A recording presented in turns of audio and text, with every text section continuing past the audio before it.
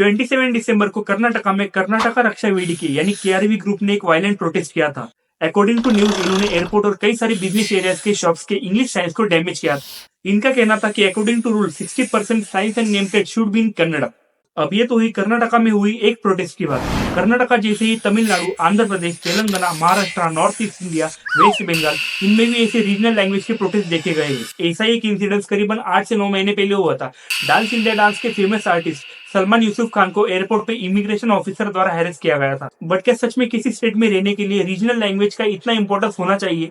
इसमें हमारे लॉज क्या कहते हैं, सब कुछ जानेंगे इस वीडियो में। अभी तक आपने चैनल को सब्सक्राइब नहीं किया है तो चैनल को सब्सक्राइब भी कर दीजिए।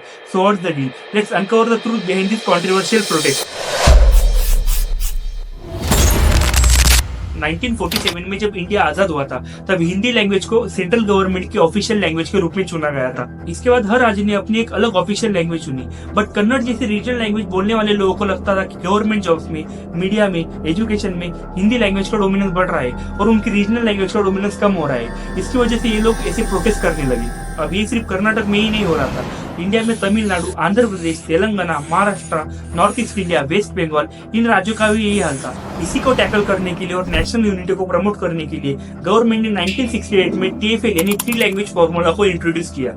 इस 3 लैंग्वेज फॉर्मूला में बेसिकली हर स्टेट में हिंदी और इंग्लिश के साथ एक रीजनल लैंग्वेज को सिखाया जाने वाला था। अब गवर्नमेंट ने इस फॉर्मूला को इंट्रोड्यूस तो कर दिया, बट इंडिया जैसे डाइवर्सिफाइड कंट्री में इस फॉर्मूला को इम्प्लीमेंट कराना थोड़ा डिफिकल्ट टास्क था, क्योंकि इंडिया में जिन स्टेट में हिंदी लैंग्वेज बोली जाती थी वहां पर तो ये फॉर्मूला इजीली इम्प्लीमेंट हो सकता था, पर जिन स्टेट में रीजनल लैंग्वेज बोली जाती थी वहां पर इसको इम्प्लीमेंट करना थोड़ा डिफिकल्ट था। 2018 के सेंटर फॉर पॉलिसी स्टडीज से पता चला कि साउथ इंडिया में हिंदी को इम्पोज करने को लेकर स्ट्रॉन्ग रेजिस्टेंस था। यहाँ पर क्लास 8 में 8% ही स्टूडेंट फ्लुएंटली हिंदी बोल पा रहे थे। According to 2011 census report, Indian population में से सिर्फ 43.6% लोग ही हिंदी बोलते थे। इसमें अगर हम कर्नाटक की ही बात करें तो कर्नाटक में ओवरऑल पॉपुलेशन में से सिर्फ 10.5% ही लोग हिंदी बोलते थे। वहीं पर 64.11% लोग कन्नड़ बोलना प्रेफर करते थे। यही नहीं, 2015 के एक लोकसभा सर्वे से पता चला कि कर्नाटका में सिर्फ 8.1% लोगों को ही लगता था कि हिंदी लैंग्वेज ऑफिशियल लैंग्वेज होनी चाहिए। अब इसमें थोड़ा पॉलिटिक्स का भी रोल है। पॉलिटिकल पार्टीज अक्सर वोटर्स को मोबिलाइज करने के लिए और उनके सपोर्ट को स्ट्रॉन्ग करने के लिए ऐसे लैंग्वेज इश्यूज को यूज करती है। फॉर एग्जाम्पल, अभी के जो कर्नाटक के CM है, इन्होंने उनके पिछले टेन्योर में लोकल लैंग्वेज इश्यू को प्रमोट किया था, जिसमें उन्होंने बेंगलुरु मेट्रो स्टेशन के हिंदी नेम्स को टारगेट करके उनको टेप से कवर किया था।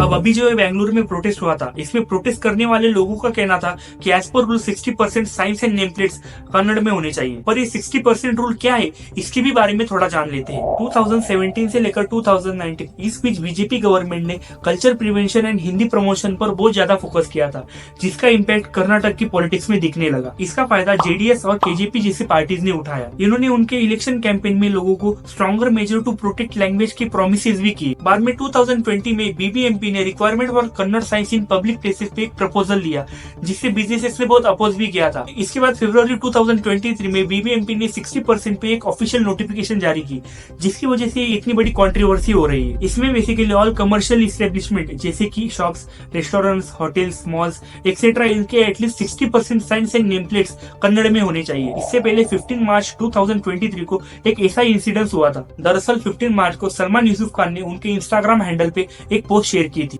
जिसमें उन्होंने बताया था कि जब वो दुबई जा रहे थे तब उन्हें बेंगलुरु एयरपोर्ट पे इमिग्रेशन ऑफिसर द्वारा हैरेस किया गया था। इमिग्रेशन ऑफिसर मुझे कहते हैं कि कहाँ जा रहे हो, मैंने कहा दुबई। तो मैंने उनको अपना एमिरेट्स ID दिया एंड मेरे से कन्नड़ा में बात करने लगे। तो मैंने उन्हें कहा कि सॉरी सर, नಮಗೆ कन्नड़ा बरಲ್ಲ, ಸ್ವಲ್ಪ बता दिया। भाई साहब कहने लगे कि कन्नड़ा में कि पासपोर्ट दिखा के कि तुम्हारा बर्थ प्लेस बैंगलोर है, हाँ तुम्हारे बाप का बर्थ प्लेस बैंगलोर है और तुम्हें कन्नड़ा नहीं आती।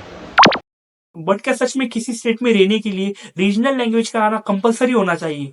ये मैं आपके ऊपर छोड़ता हूँ। आपको इसके बारे में क्या लगता है? Let me know in the comment section. ऐसे ही सोशल मीडिया पे बिजनेस स्कैम को लेकर एक बहुत बड़ी कंट्रोवर्सी चल रही है। इसके बारे में मैंने एक वीडियो भी बनाई है, इसकी लिंक मैं इस वीडियो के डिस्क्रिप्शन में दे दूंगा। अगर आपको ये वीडियो पसंद आई हो तो वीडियो को लाइक, शेयर और चैनल को सब्सक्राइब जरूर कीजिए।